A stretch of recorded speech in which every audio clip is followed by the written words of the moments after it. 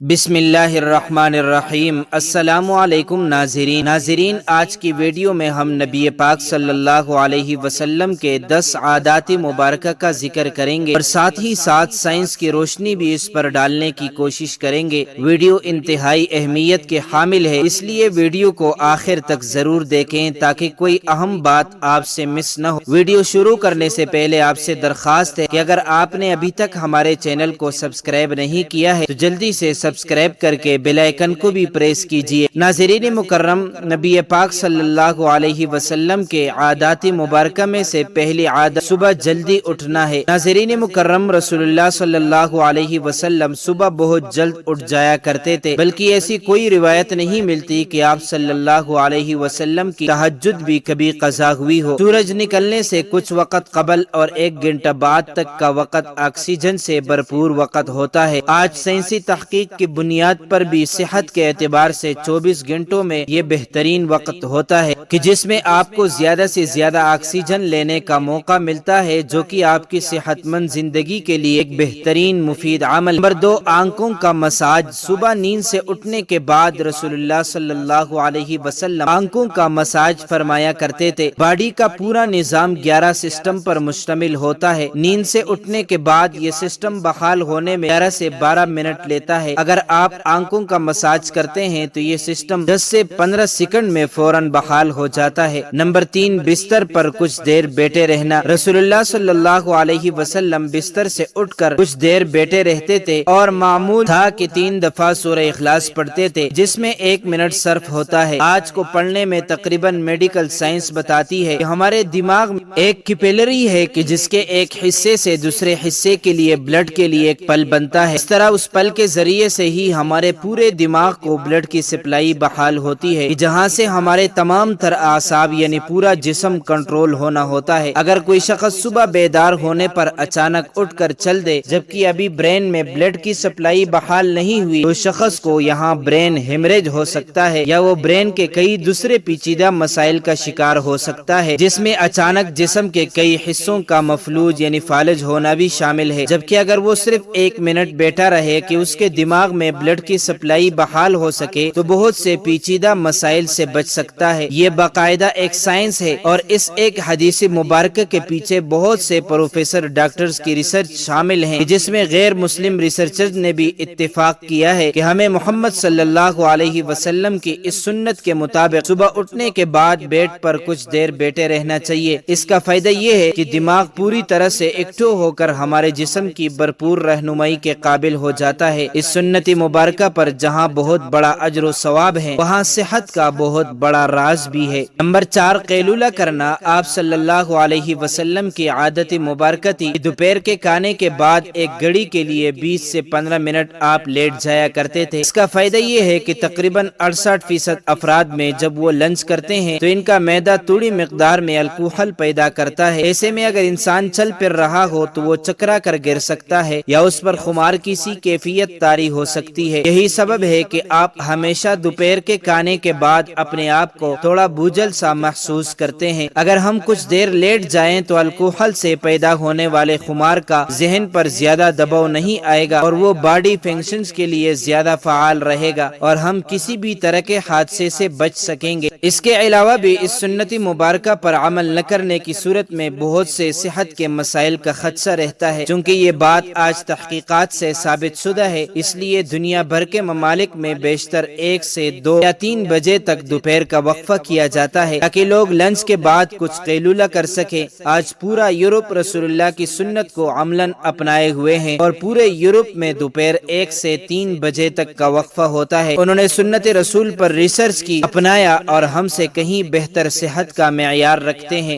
Number 5، کھانے سے پہلے پھل نوش فرمانا۔ رسول اللہ صلی اللہ علیہ وسلم ہمیشہ کھانا کھانے سے پہلے فروٹ نوش فرمایا کرتے تھے۔ آپ صلی اللہ علیہ وسلم کی عادت مبارکہ تھی کہ آپ کھانے کے بعد پھل نوش نہیں فرماتے تھے۔ مختلف پھلوں میں 90 سے 99% تک پانی کی مقدار ہوتی ہے۔ آپ نے چونکہ کھانا کھانے کے بعد پانی پینے سے منع فرمایا ہے جبکہ کھانے سے قبل پانی پینے کی ترغیب دلائی ہے، اس لیے مختلف پھل بھی چونکہ پانی کی بہت زیادہ مقدار رکھتے پھینکتے ہیں، اس لیے ان کو کھانے سے پہلے کھانے سے جسم اور خاص طور پر معدہ اور آنتوں کو توانائی ملتی ہے، کیونکہ کھانے کو ہضم کرنے میں معدہ اور آنتوں کا بہت اہم کردار ہوتا ہے، اور یہ عمل ان کی کارکردگی بڑھانے میں ان کے لیے مددگار ثابت ہوتا ہے، اور یہ بات بھی سائنسی مشاہدات سے ثابت شدہ ہے۔ فروٹ میں موجود غذائیت سے خالی معدے کو زیادہ فائدہ ہوتا ہے۔ نمبر 6، غذا کے بعد پانی نہ پینا۔ رسول اللہ صلی اللہ علیہ وسلم کبھی بھی کھانے کے بعد پانی نہیں پیتے تھے۔ آج علم و تحقیق سے جو باتیں سامنے آئی ہیں ان سے پتہ چلتا ہے اس سنت مبارکہ پر عمل نہ کرنے کے اس قدر نقصانات ہے، گمان بھی نہیں کیا جا سکتا۔ جب ہم کھانے کے بعد پانی پیتے ہیں تو کھانے میں جس قدر بھی فیٹس ہوتے ہیں وہ کھانے سے نکل کر معدے کے اوپر والے حصے کی طرف آ جاتے ہیں، باقی کھانا ہاضمے کے دوسرے مرحلے کے لیے چھوٹی آنت میں چلا جاتا ہے، اور اس طرح معدے میں رہ جانے والا فیٹ اور پروٹین معدے کے اندر انتہائی نقصان دہ گیسز پیدا کرتے ہیں، جبکہ ان سب کو کھانے کے ساتھ مکس ہو کر نظام انہضام کے اگلے مرحلے میں جانا تھا۔ ہم نے پانی پی لیا یا فروٹ کھا لیا تو یہ ہماری صحت کی بربادی کے لیے معدے ہی میں رہ گئے۔ ایک حدیث رسول کا مفہوم ہے کہ اگر کھانا کھا لینے کے بعد پانی کی حاجت ہو تو محض چند ایک گھونٹ لے لو اور اس کے بعد روٹی کا ایک لقمہ کھا لو۔ جاپانی ریسرچ ہے کہ کھانے کے بعد پانی پینے سے جو فیٹ اوپر آ رہے تھے، آپ نے جو بعد میں لقمہ کھا لیا تو فیٹس کے اوپر آنے کا سلسلہ نہ صرف وہیں رک جاتا ہے بلکہ وہ دوبارہ غذا کا حصہ بن جاتا ہے۔ اس لیے کھانا کھانے کے بعد پانی ہرگز نہیں پینا چاہیے کہ جو پیٹ میں نہ صرف گیسز تیزابیت بدہضمی کا باعث بنتے ہیں بلکہ بہت سے دل کے امراض کا تعلق بھی اسی سنت مبارکہ پر عمل نہ کرنے کے سبب سے ہی ہے۔ نمبر 7، وضو۔ ہم دن میں 5 فرض نمازوں کے لیے کم از کم 5 بار وضو کرتے ہیں، کیونکہ وضو کے بغیر نماز ہوتی نہیں، اور منہ، ناک، ہاتھ، بازو، سر اور پاؤں دھوئے بغیر وضو نہیں ہوتا، یعنی دن میں 5 بار ہم جسم کے ان تمام اعضاء کو دھوتے ہیں۔ وضو میں ہم جسم کے تمام ظاہری اعضاء دھوتے ہیں کہ جن پر مٹی اور کاربن لگ جاتی ہے۔ آج سائنسی مشاہدات یہ بات ثابت کرتی ہے کہ جسم کے جن اعضاء پر مٹی یا کاربن لگ جاتی ہے یا تو اگر ان کو صاف نہ کیا جائے اور وہ جسم کے اس حصے پر زیادہ دیر لگا رہے تو ان اعضاء اور دماغ کا کنیکشن کمزور ہو جاتا ہے، یعنی جسم کا اعصابی نظام کمزور ہو جاتا ہے، کیونکہ وہ مسلسل دماغ کو یہ پیغام بھیج رہے ہوتے ہیں کہ جسم پر کوئی چیز آ گئی ہے اور اس کی صفائی کا اہتمام کیا جائے۔ اگر ایک شخص صبح منہ دھوتا ہے اور اس کے بعد شام میں آ کر دھوتا ہے تو اس کے اعضاء اور دماغ کا تعلق کمزور پڑ جاتا ہے کہ جس سے بعد میں وہ بہت سے اعصابی مسائل کا شکار ہو سکتا ہے۔ اسلام کم از کم دن میں 5 بار آپ کے اعضاء کی صفائی کا بندوبست کرتا ہے اور جمعے کے روز ناخن، زیر ناف، بغلوں کے غیر ضروری بال کاٹنے سمیت مکمل صفائی کا اہتمام کرتا ہے۔ رسول اللہ نے نہ صرف ایسا ہی کرنے کا حکم فرمایا ہے بلکہ یہ سب آپ کی سنت مبارکہ کا حصہ بھی ہے۔ نمبر 8، جلد سونا۔ رسول اللہ صلی اللہ علیہ وسلم کی ایک اور عادت مبارکہ یہ بھی تھی کہ آپ رات جلد سو جایا کرتے تھے۔ عموماً آپ صلی اللہ علیہ وسلم نماز عشاء کے فوراً بعد سو جاتے تھے،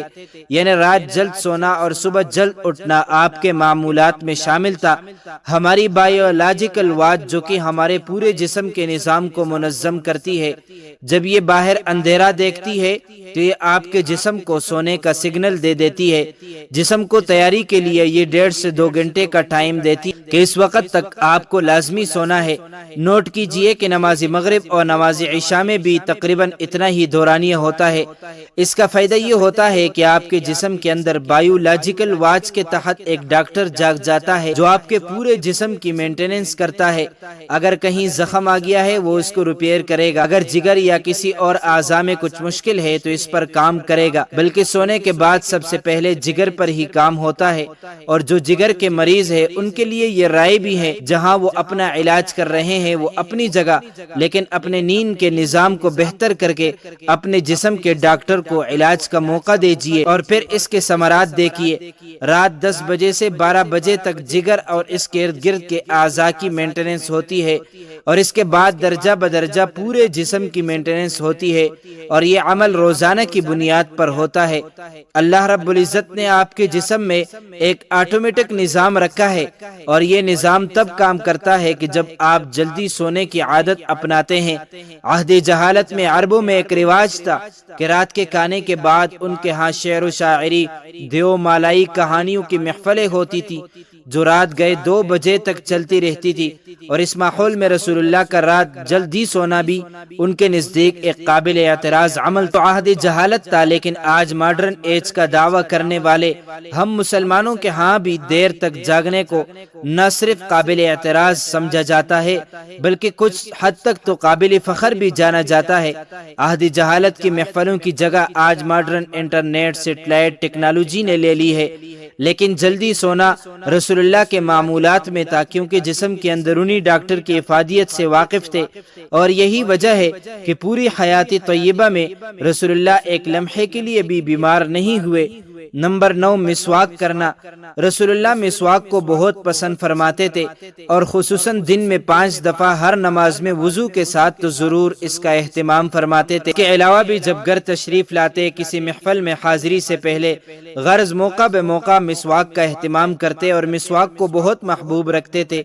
ہوتا یہ ہے کہ جب ہم کھانا کھاتے ہیں تو دانتوں کے درمیان کھانے کے کچھ نہ کچھ ذرات ضرور رہ جاتے ہیں، اور کھانے کے 1 گھنٹے بعد ان میں بیکٹریاں پیدا ہو جاتی ہیں۔ محسوس کیجئے گا کہ دانتوں میں رہ جانے والے ذرات 2 گھنٹوں پر نرم ہو جاتے ہیں، اور اس کی وجہ یہ بیکٹریاں ہی ہے۔ اس لیے ہمیں کہا گیا ہے کہ کھانے سے پہلے، بعد، سونے سے پہلے، بعد مسواک کا اہتمام کیا جائے، ورنہ یہ آپ کے ہارٹ اٹیک کا بھی سبب بن سکتی ہے۔ آج امریکہ اور مغربی ممالک میں صبح اٹھتے بغیر دانت منہ صاف کیے کھانے پینے کا رواج عام ہے، جو ان میں طرح طرح کی بیماریوں کا سبب بن رہا ہے۔ آسٹریلیا کی ایک یونیورسٹی نے ہارٹ اٹیک کے 500 مریضوں پر ریسرچ کی۔ انہوں نے جہاں اور بہت سی وجوہات بیان کی، وہاں ایک کامن وجہ یہ بھی سامنے آئی ہے کہ یہ لوگ ٹوتھ برش کرنے کے عادی نہ تھے، جس کے سبب ان کے دانتوں میں جمع میل پیٹ میں جا کر اس قدر ملٹی پلائی ہوا کہ وہ ہارٹ کی آرٹریز کو بلاک کرنے کا سبب بنا۔ ان کو ہارٹ اٹیک کا اصل سبب ان کے دانتوں کا میل تھا، جبکہ ہمیں رسول اللہ صلی اللہ علیہ وسلم مسواک کی اس حد تک تلقین فرمائی کہ ایک موقع پر فرمایا کہ اگر امت پر باری نہ ہوتا تو میں امت پر مسواک کو فرض قرار دیتا۔ آج کی ماڈرن سائنس یہ ثابت کر چکی ہے کہ جن لوگوں کو ٹوتھ برش زیادہ کرنے کی عادت ہوتی ہے ان کو غصہ کم آتا ہے، اور وہ اکثر ٹھنڈے مزاج پرسکون رہتے ہیں۔ جس شخص کو زیادہ غصہ آتا ہو، بلڈ پریشر اکثر ہائی رہتا ہو، طبیعت میں بے چینی ہو، تو وہ زیادہ سے زیادہ مسواک کیا کرے۔ 2-3 ماہ ہی میں وہ اس کے حیران کن معجزاتی اثرات پائے گا۔ یہ سنت رسول اللہ صلی اللہ علیہ وسلم آپ کے معمولات کا حصہ بن جاتی ہے تو بیماری پیدا کرنے والے سیل آٹوفیجا کا عمل ہفتے میں 2 بار دہرائے جانے کے باعث اکٹھے ہی نہیں ہو پاتے، اور آپ سدا صحت مند رہتے ہیں۔ آج ہم سائنسی تحقیقات پر بہت یقین رکھتے ہیں، یا ہم اس انتظار میں کہ سائنس رسول اللہ کی سنت مبارکہ کو پروف کرے تو ہم اللہ کے رسول کی سنتوں پر عمل کرنا شروع کریں گے۔ حقیقت یہ ہے کہ سائنس رسول اللہ کی سنتوں سے بہت پیچھے ہیں۔ آپ کی ساری حیات طیبہ سنتیں ہمارے لیے مشعل راہ ہیں، اور انہی میں ہمارے لیے دنیا اور آخرت کی کامیابی اور راحتیں ہیں۔ لقد کان لکم فی رسول اللہ اسوۃ حسنہ۔ اے مسلمانوں، تمہارے لیے اللہ کے رسول کی زندگی میں ایک بہترین نمونہ ہے۔ اللہ تعالی ہمیں ان باتوں پر عمل کرنے کی توفیق عطا فرمائے، آمین۔ معزز ناظرین، امید کرتا ہوں آپ کو یہ ویڈیو اچھی لگی ہوگی۔ مزید معلومات کے لیے ہمارے چینل کو سبسکرائب کیجئے۔ اگر زندگی کے لمحات مزید باقی رہے تو آپ کے لیے ایک اور بہترین ویڈیو لے کر حاضر ہوں گا۔ تب تک کے لیے اللہ حافظ۔